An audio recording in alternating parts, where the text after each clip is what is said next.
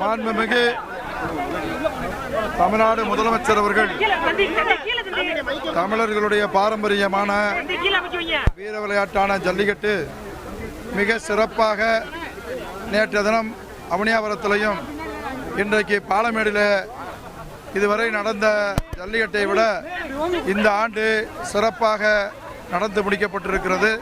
இதற்கான ஏற்பாடுகளை முழுமையாக மாவட்ட ஆட்சியர் நிர்வாகம் நடைபெற்றது. அதற்கு உறுதுணையாக பேரூராட்சி நிர்வாகங்கள், அதற்கு முழு ஒத்துழைப்பாக பாலமேடு கிராம மடத்துச்சாமி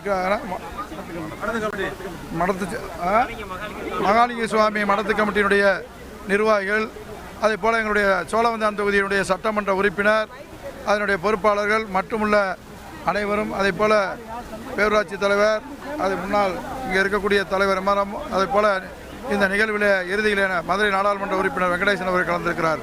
அதே போல் இங்கே இருக்கக்கூடிய முக்கியமானவர்கள் எல்லாம் கலந்துட்டாங்க கூட இதுவரை இல்லாத அளவிற்கு பாலமேடுக்கு சிறப்பாக தமிழ்நாடு முதலமைச்சர் அவர்களுடைய சார்பில் சிறந்த மாட்டுக்கு காரும், அதே போல் இளைஞர் நல மற்றும் விளையாட்டுத்துறை அமைச்சர் அவர்களுடைய சார்பில் சிறந்த மாடுபிடி வீரருக்கு ஒரு காரும் பிரைஸாக அளிக்கப்பட்டிருக்கிறது.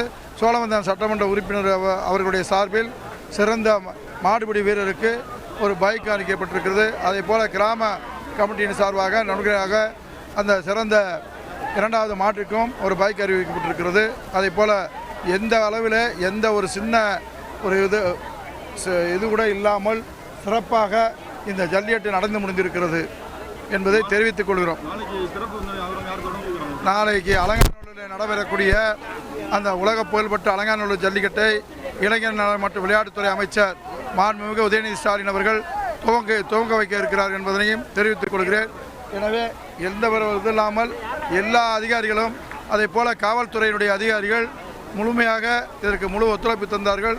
அது ஐஜியாக இருந்தாலும் சரி, டிஐஜியாக இருந்தாலும், எஸ்பி, அதே போல் நம்முடைய மாவட்ட ஆட்சித்தலைவர் அவர்கள் இரவு பகல் பாராது இதுக்கு முழு ஒத்துழைப்பு தந்தார்கள். அதே போல் நம்முடைய கால்நடைத்துறை, அதே போல் மக்கள் நல்வாழ்வுத்துறை, வருவாய்த்துறை, அனைத்து துறைகளும், அதே போல் எல்லா துறைகளும் முழு ஒத்துழைப்பு தந்து இந்த ஜல்லிக்கட்டு சிறப்பாக நடைபெறுவதற்கு உறுதுணையாக இருந்தார் என்பதனை தெரிவித்துக் கொள்கிறேன். செய்திகளை உடனுக்குடன் தெரிந்து கொள்ள உடனே சப்ஸ்கிரைப் பண்ணுங்க.